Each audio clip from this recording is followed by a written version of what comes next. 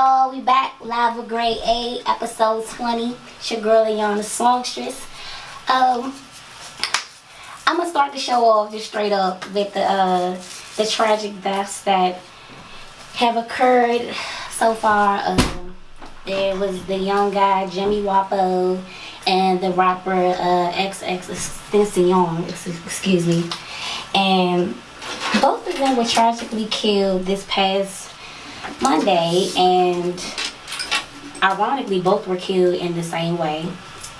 So I definitely wanted to start the show off by saying rest in peace to both of them, because the deaths were so tragic and just horrible all the way around the board, especially the young guy XXXTentacion. I'm gonna get more into that in the spark up. But in other good news, Trilectro, they just put out the Trilectro lineup this week, well today actually, and we got a few popping artists that are gonna be at the Trilectro event this year. You know, it's always usually held at RFK, but they're actually gonna do it at Meriwether Post Pavilion this year. So we got SZA, 2 Chainz, Young Thug, Rico Nasty, who's actually from the DMV. She just dropped her new project Nasty as well. So Trilectro's gonna be pretty popping this year, so I'm excited for it. It's actually gonna be on September 22nd, so y'all make sure y'all go ahead and get y'all tickets. I think they've already started the pre-sales for it, if I'm not mistaken, but I'll keep y'all posted on that.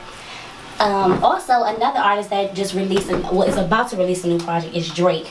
You know, I've been talking about him every week, and he's about to release a new project called Scorpion on June 29th. I'm wondering what it's going to have on it. I hope it has the reply to Pusha T, because you know I'm rooting for Drake and I really want him to come back, but he ain't said shit yet. So, but he also just posted a visual with the cast of Degrassi. You know, that's like the first thing that he really came out on. That was like one of my favorite shows back in the day. But he had the whole entire cast on there, and it looks like he's about to do a video for one of the singles on his song, on his new album coming out. So I'm really excited to see that, because Degrassi was like one of the biggest shows out back in the day. He played Wheelchair Jimmy. That's why when he came out as Drake, I didn't know who he was at first. I was like, no, this nigga's name is Aubrey. It's not Drake. But anyway, he's about to drop his new project on June 29th, so y'all look out for that. Also, Nas just hosted a huge listening party in the Queens Bridge for his new project, Nasir. I've been getting kind of mixed, getting different reviews off that project. Some kind of are saying like it's the old Nas with a new flavor, but it ain't really working. I've only listened to a few songs on it myself, but I don't know. Y'all gotta be the judge of that. I don't want to shoot Nas down, because I feel like a lot of the old artists from back in the day are like really trying to make a comeback and like really stay with the new wave. So I'm gonna just root for Nas and hope that everything works out for him, because I haven't really been getting the best reviews about that project. So I'm gonna get more into some other things as we get more to the show. So I'll be back with the roll up.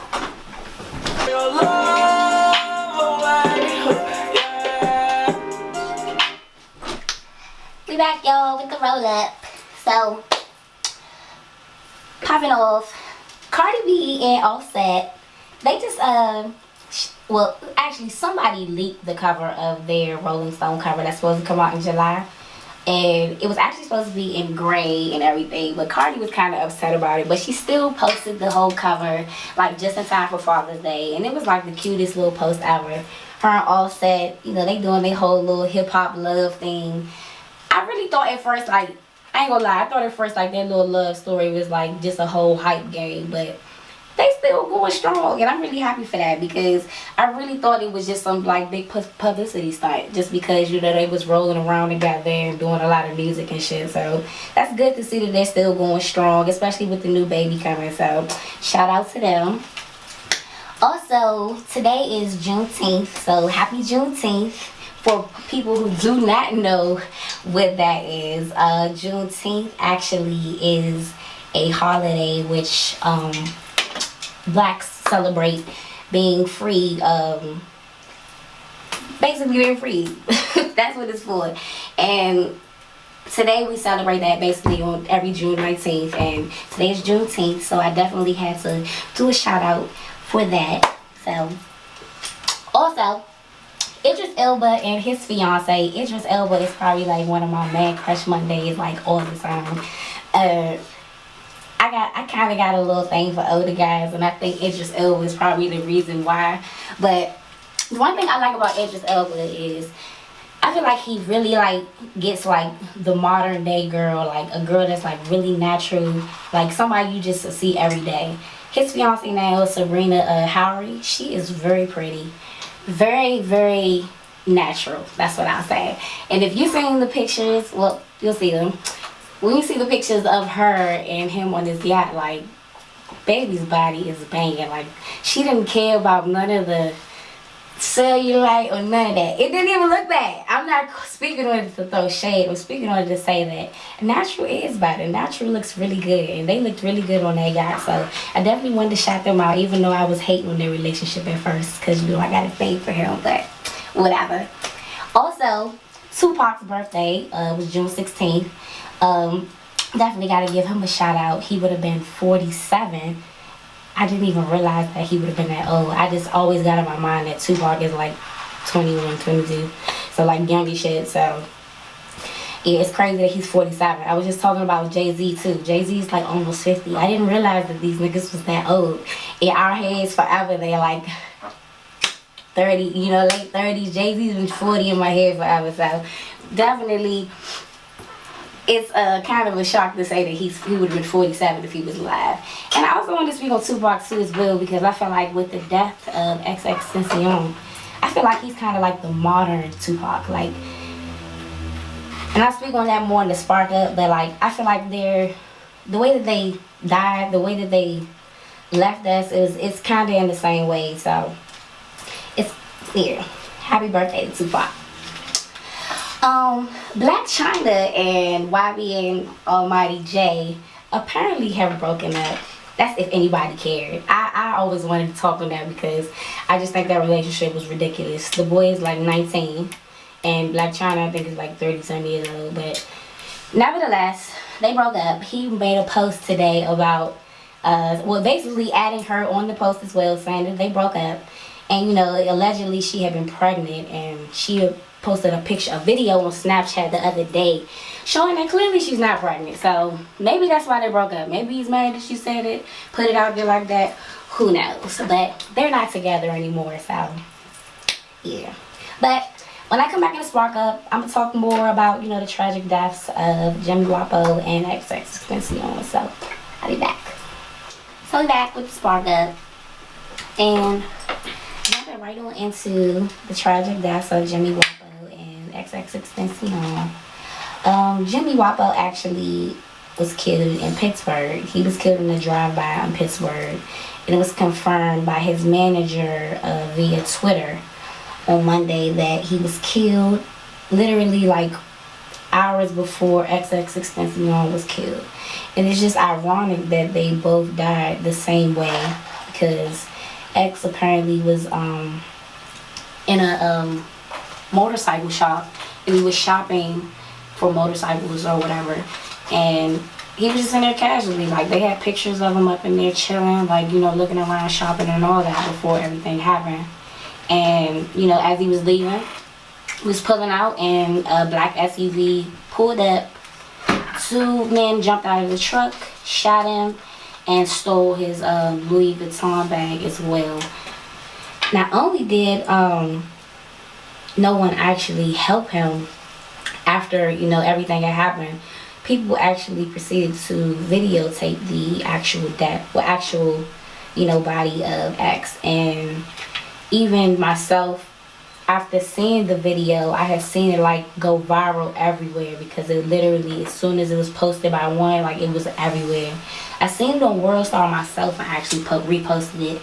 And after looking at it, it just made me even feel like why was nobody helping him? Like, a nurse had even spoke and said if someone had gave him CPR that he would actually live. So even with looking at it, I myself had to take it down because it made me feel some type of way. And despite what everybody has to say, because I know it's like people are feeling 50-50 about his death because of the things he said or the things he may have done before he passed, but I still don't feel like that's a reason to wish death on anybody or to celebrate somebody's death. somebody like Monica, who is not a confrontational person and always speaks positively, actually even got into it with somebody on social media today because they bashed her for actually, like, you know, feeling for his family and feeling for him as a human being. And I guess people are really upset because of the things he's done. Like I said, apparently he's had some domestic violence issues with females in the past, including his current baby's mom. Like, apparently he has a baby that's on the way, and the child's mother, he's had some domestic violence issues with her. It's been reported that he's even that he's supposedly a homophobe. Like, he did an interview on a podcast called No Jumper where he spoke about beating somebody up in jail because he thought they were gay. But even still, like I said, like, all of those things, yeah, they're not necessarily the best things, but I mean, nobody's perfect. And for people to actually celebrate his death and not actually just look at the positive things that he does as well, like, I didn't even know that he gives to so many charities, especially like dealing with children and things like that. So, like, I feel like you can't just throw all the bad stuff in there. You gotta throw the good stuff in there too. Like, he's a whole child, really. He's not even 21. He's 20. So, you know, people make mistakes. I know when I was 20, you couldn't tell me shit. The hell, like, I did what the fuck I wanted to do. And the fact that he's rich as well, so he's gonna make mistakes.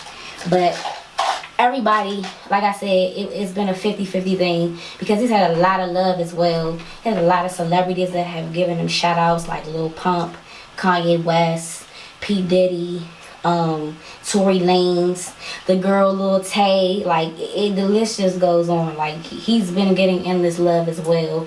Even just overnight, his album has shot to #1 on iTunes, on Apple Music, and everything, all the platforms. So that's a big thing. Like, he was very talented, despite any, you know, ill feelings people may have about the things he's done. He was very talented. I think he impacted a lot of people, a lot of artists. The music game itself, considering he's only had one album and it debuted at #1, like, he's made a nice little name for himself in the short period of time that he's been here. Say, worst thing comes to worst, I fucking die a tragic death or some shit, and I'm not able to see out my dreams. I at least want to know that the kids perceived my message and were able to make something of themselves and able to take my message and use it and turn it into something positive, and to at least have a good life. I at least, if I'm gonna die or ever be a sacrifice, I want to make sure that my life made at least 5 million kids happy, or they found some sort of answers or resolve in my life, regardless of the negative around my name, regardless.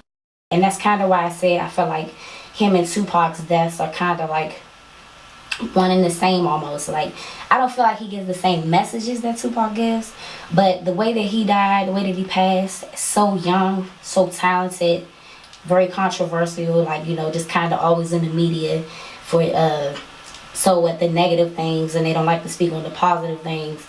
I feel like they, you know, they're kind of one and the same. And the fact that he spoke on his own death in an Instagram post that he had made maybe about 2 weeks before, and even in his music, he speaks about death a lot, just as Tupac did. So, like I say, I feel like he's kind of like the modern day Tupac. So, if you haven't heard his music, you should definitely go check it out. Like I said, it's on Apple Music. It's going viral. It's everywhere. All you gotta do is type his name in Google and you can listen to it. So, again, rest in peace to him and Jimmy Wapo. And like I said, nobody's death should ever be celebrated, and everybody should be treated as a human being. So, with that being said, that was my show for this week. I'll be back next week, and like I always say, you know, put the kitties to bed, have your little drink, hit you a little J, and, you know, do your thing, you know. But I'm out. I'm gonna go ahead and rock out with X again, closing out, you know, just paying tribute again. This is song Fuck Love featuring Trippie Redd. See y'all next week.